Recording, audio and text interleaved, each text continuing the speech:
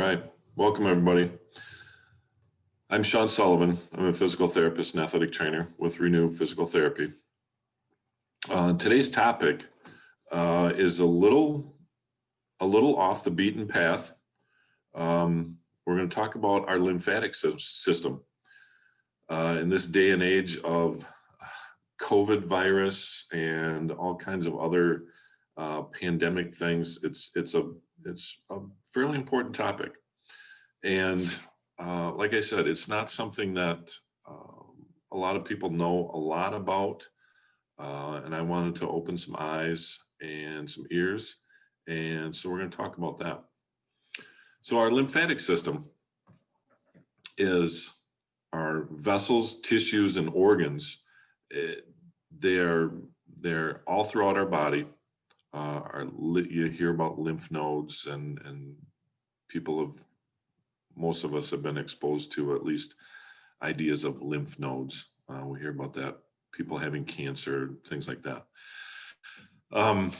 The idea of our lymphatic system is to maintain the fluid balance in our body by collecting excess fluid and particulate matter, which particulate matter can be viruses, bacteria, etc.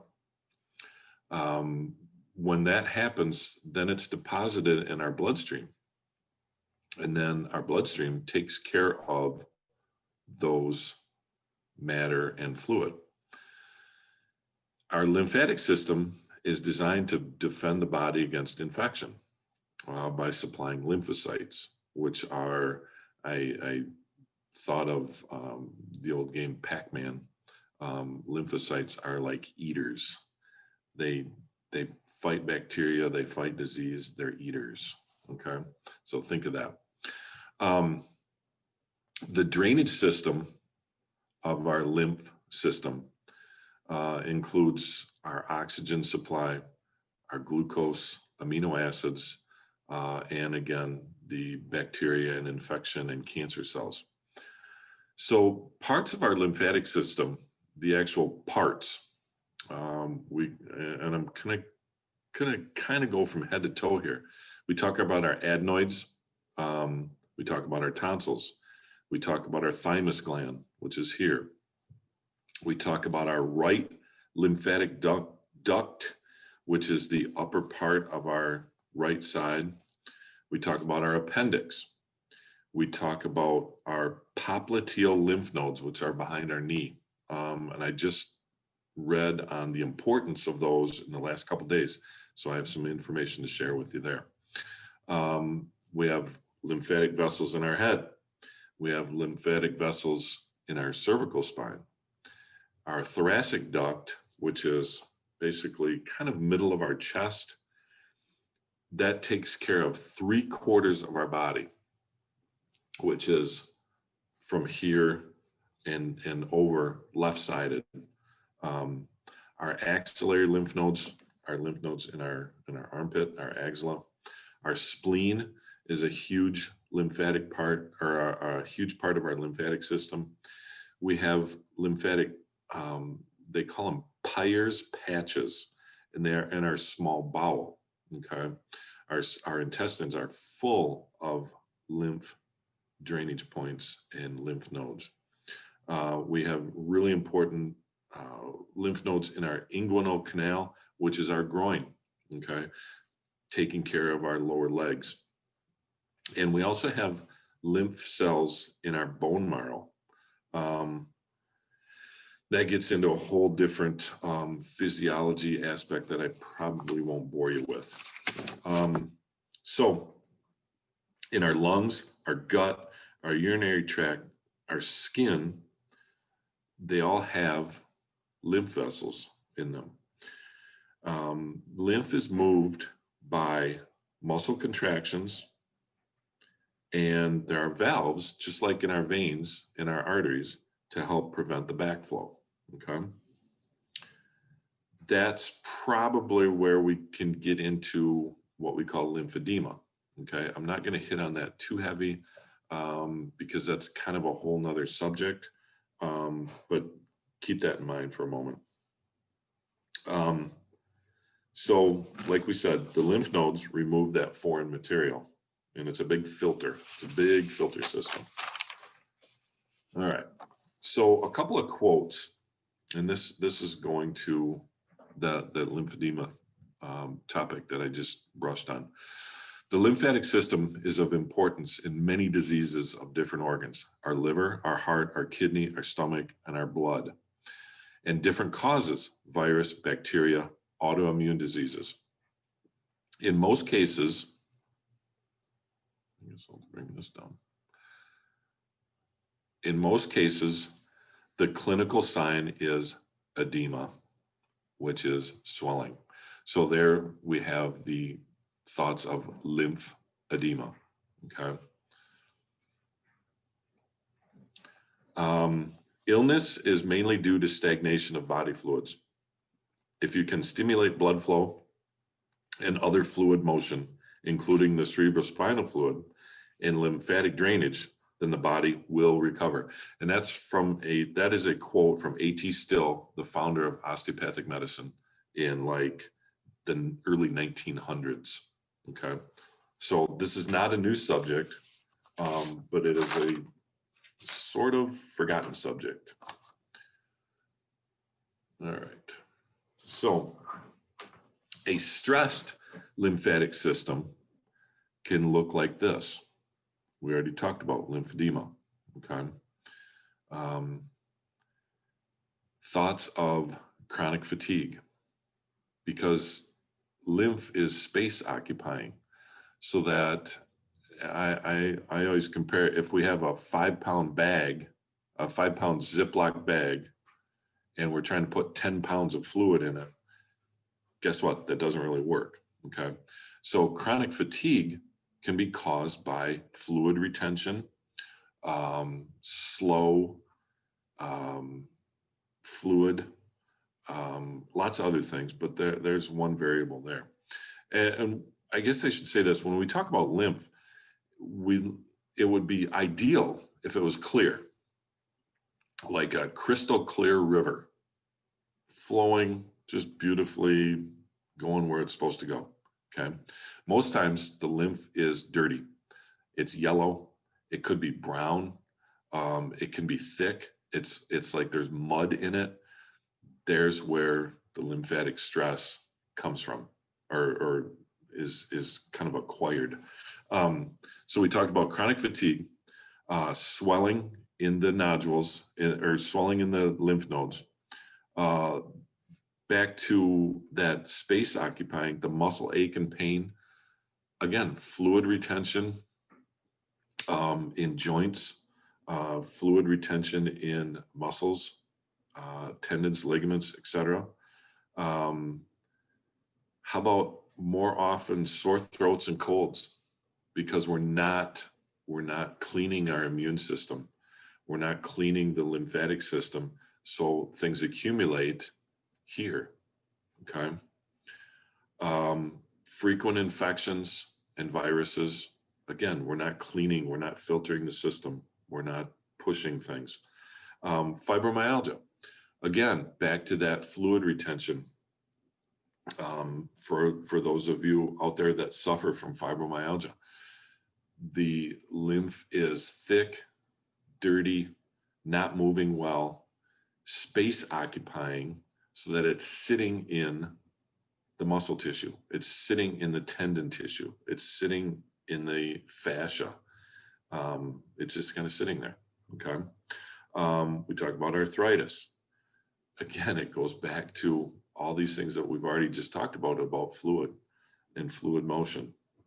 Cancer. It can increase when we have damage to the system, when it's slow, increased healing time.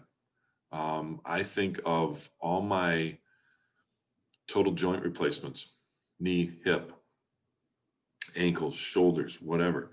When we stop that lymph flow, and it can be stopped before surgery, that might be a reason that you're having problems with a knee or a hip or whatever anyway. So now it's slow, it's clogged up. The healing time goes up because there's not good blood flow. There's not good exchange of waste products, things like that. Okay. Couple of things I picked up last night: food toxins and processed foods. You know, our diet in the United States of America has obviously taken a turn for not great in the last 40 or 50 years because of processed foods. Okay. So can we get food toxins that affect our lymph system? Absolutely. Plain old stress. And we all have stress of different sorts and different magnitudes. Stress is another form of infection. Chronic stress activates the circuits designed to fight and defend against infection. Then we get sick. So the stress brings on that reaction, and all of a sudden our system can't tolerate it, can't push it through, and now we have we have more infection and disease.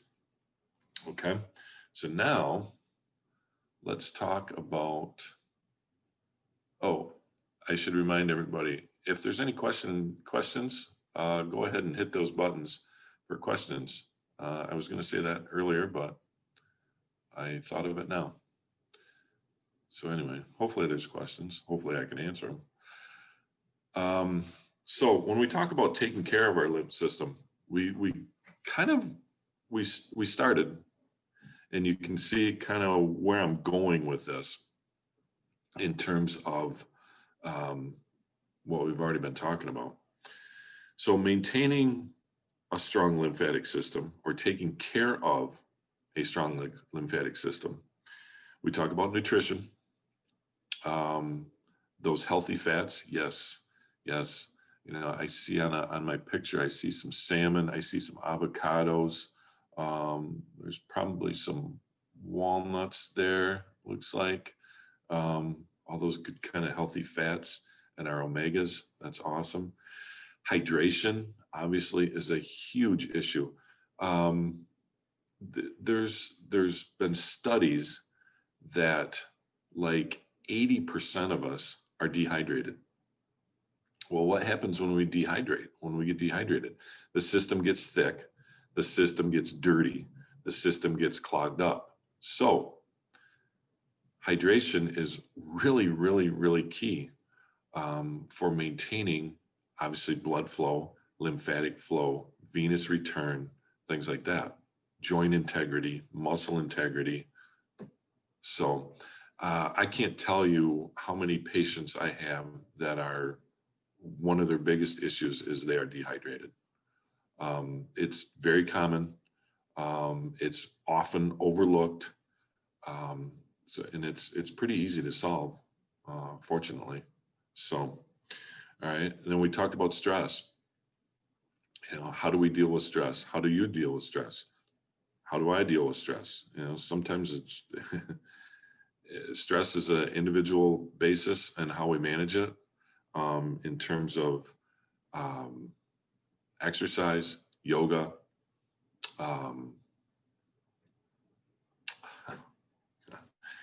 you know, see what happens when when your brain shuts off, those kind of things. Again, the daily exercise. I've got a couple quotes here. This goes back to, this is a quote: "If you can't get rid of waste, it doesn't matter how many nutrients or supplements you put in the system, you won't get better." That was one of those quotes I was like, whoa, that was pretty strong. Obviously strongly worded. Some of the bigger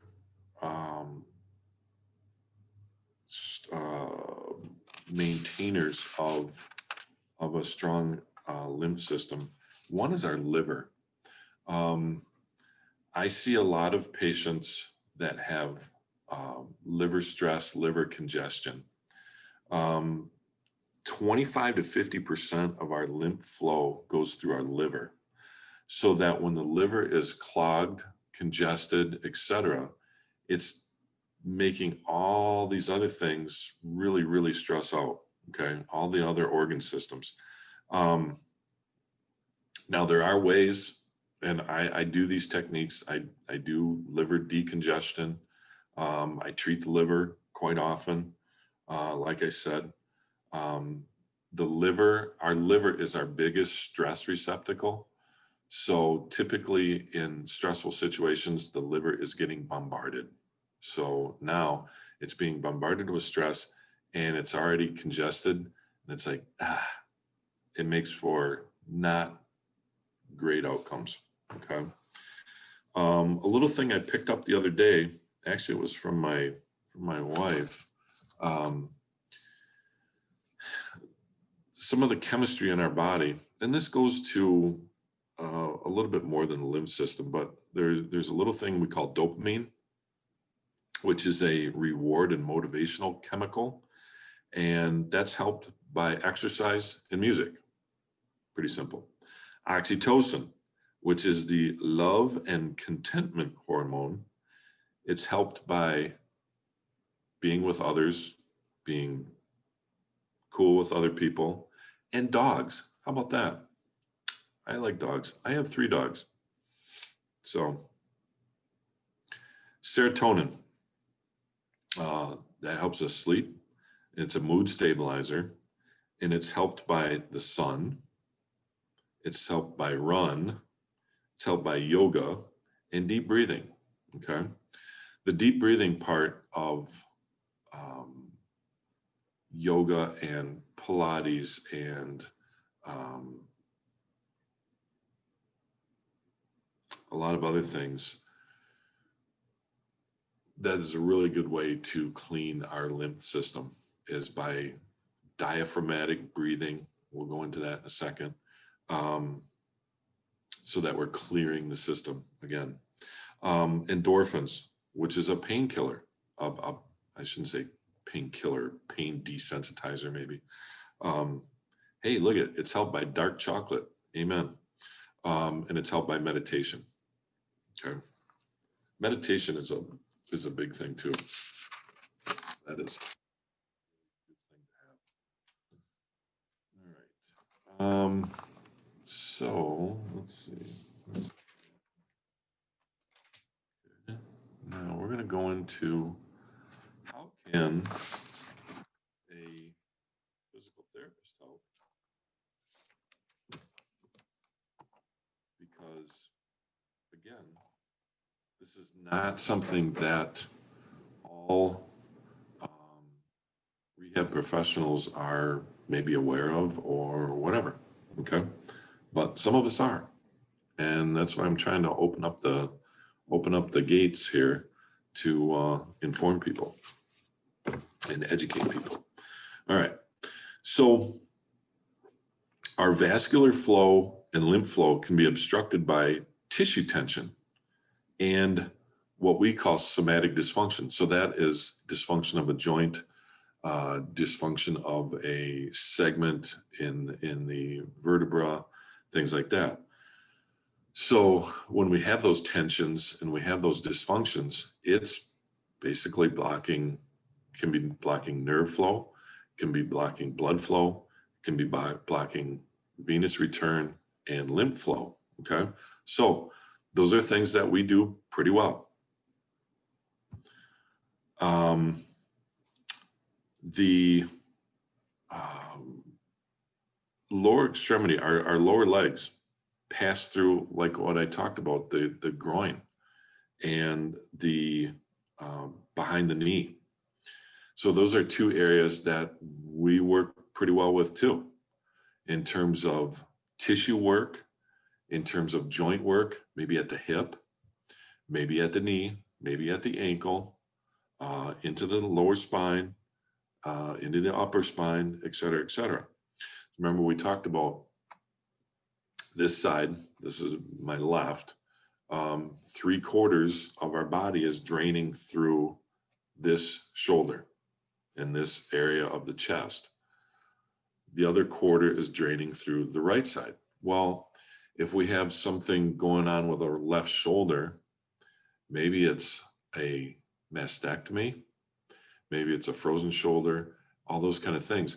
If we can handle some of that lymph dysfunction, along with the joint dysfunction and the tissue dysfunction, a lot better results and a lot happier client and patient. Okay. There are 3 major diaphragms in the body. Obviously, one is thoracic, where we breathe from. We have a pelvic diaphragm, which helps clean out our lower extremities. And then we have a cranial diaphragm, which pushes our cerebrospinal fluid. We already talked about cerebrospinal fluid being part of the lymph system and being integrated. So that some rehab professionals understand those 3 interplays of the cranial, thoracic, and pelvic diaphragm, because they actually do this. They screw together kind of well, and when we're walking, it does this, and so then we're cleaning, and we're happy. Okay, if any of those are blocked, our body it does other things to compensate, and that's usually where we get into problems. As a body compensates and compensates and compensates, we start putting pain in certain areas that then are a little tougher to deal with. Okay, so we talked about joint work, tissue work, the diaphragms. Well, exercise also, movement is a big obvious helper for our lymphatic system. Well, physical therapists are movement experts and exercise experts, okay? And don't let anybody tell you otherwise, because that's what we do, and that's what we should do. So if you're having these issues, seek out a really cool physical therapist, because we're going to help. Another thing is breathing. We talked about breathing just for a moment. Our diaphragmatic breathing. A lot of times I teach people, or I tell people to breathe like a baby. Babies breathe out of their belly button, and they breathe out of their belly. When we get older, we start to chest breathe. Well, we don't exchange fluid very well, and we're not cleaning the system with our breathing. So again, really top-notch breathing that physical therapists can also help with is really important. Okay. So I had a little thought process of, when we put together all of these issues, can we prevent bigger issues by taking care of our lymph system and our circulatory system early on, instead of waiting till obviously much later, and then we're in a world of hurt. So can we prevent tears and fractures and degenerative disc disease, degenerative joint disease, by taking care of our circulatory systems? I think we can. That's a whole lot bigger project than we can handle in this webinar, but it's something to think about. It's definitely something to think about. In 1921, a DO suggested daily invigorating and relaxing exercise to help our system. That was 100 years ago. 1950, another, I'm not sure if this person was a DO or not, but they made suggestions.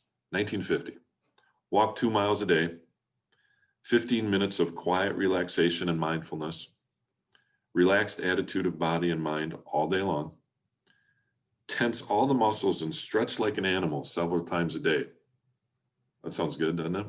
I like to stretch like an animal.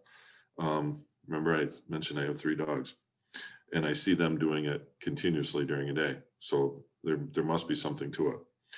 And then the last suggestion was, find a real purpose in life to increase your happiness. That sounds really good too, doesn't it? Okay, so that's all I really have. If there's any questions, Kate will let me know. Hi there. I didn't have anybody submit any questions, but I'll Okay. ask one. All right. You gave so many great tips and ideas for how people can improve their lymphatic system, but if you just Yes. had to pick one thing that they could do today that could make the biggest difference at like a starting point, what would you recommend? Hydrate. Hydrate better. Like I said, most of us are dehydrated. Um, and I guess going along with hydration would be movement. Um, the thing that I've noticed in my clinical life in the last like 2 months is that people are working from home, they're sitting and they're on a laptop and they're not moving enough. And so that they're having all kinds of neck pain, back pain, shoulder pain, from being stuck at some kind of workstation that they're not really even moving around during a day because they're not in their office in a normal routine. And so they're probably not drinking much. They're not moving much. So those would be kind of my two big suggestions is move more and drink more water. Excellent. If you could just remind people where they can find you if they need you, Oh, then we can go ahead and wrap up. all right. I operate, that's interesting. I work out of our Bay City East Clinic on Center Avenue in Bay City. And I also work out of our Auburn Clinic on Midland Road in Auburn, Michigan. Awesome. That's all we have for today. So thanks everybody for joining us, and thanks Shaun for sharing Thank all you. that great info. All right.